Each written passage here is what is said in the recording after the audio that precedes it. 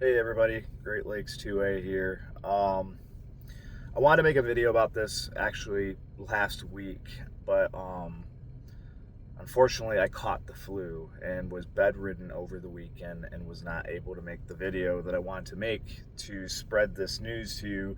A lot of you probably have already heard this news or seen it somewhere, but I'll make this video anyways in case there are people that haven't. Um, Red flag laws in the state of Michigan. And Merry Christmas, everybody, by the way. Hope you had a wonderful Christmas. But red flag laws in the state of Michigan. The GOP in the state house has submitted a bill to repeal the ERPO law, or the Extreme Risk Protection Order, the red flag laws in the state of Michigan. I don't have a lot of details on it because, like I said, I've been sick, but I did see that they did put effort in to try to repeal this law. I don't know if they've done a vote on it yet in the House. Chances are it probably will pass the House, but the reality of things are here in Michigan with a gridlock government is that it's probably not going to pass through the Senate because it's Democrat controlled, and obviously Governor Whitmer would never sign such a thing. So it's a symbolic effort by the GOP, probably more or less to advertise that they are trying to at least do something. They're trying to at least signify that they're listening to us when it comes to some of the laws in the state.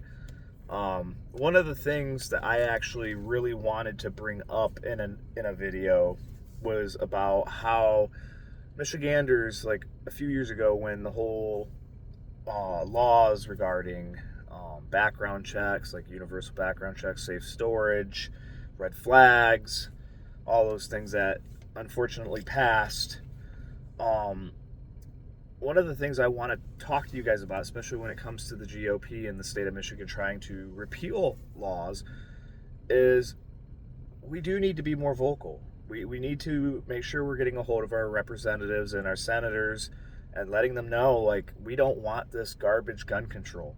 And I know that a lot of times it falls on deaf ears when you're talking about having a Democratic senator or representative, but still, even if your senator or representative is a Democrat in your district, still blow their phones up, email them, whatever. Make your voices heard. And that was one of my biggest disappointments a few years ago when these laws passed 2 or 3 years ago, was that I feel like Michiganders weren't as vocal as I would hope. I just remember it being kind of quiet. And that might have just been from my perspective. I could be wrong. Maybe people were throwing a fit. But from my perspective, it just didn't seem like they were making as big of a fit as I would hoped. So that's one of the things that us as a gun community in the state of Michigan need to do, is we need to be more vocal. We need to let these people know that we don't want this shit. We need to make our voices heard. And moving forward, I hope that we can actually do that, especially when we're talking about big ticket legislation, like if they ever try to pass an assault weapon ban, magazine bans, you name it. We need to be able to make our voices heard. And hopefully in the next election we have a Republican governor. But for right now, we have a gridlock government. This bill, though it has good intentions, it's not going to pass, unfortunately, beyond the Senate. But I just wanted to make this video. Like I said, I wanted to make this video like a week ago.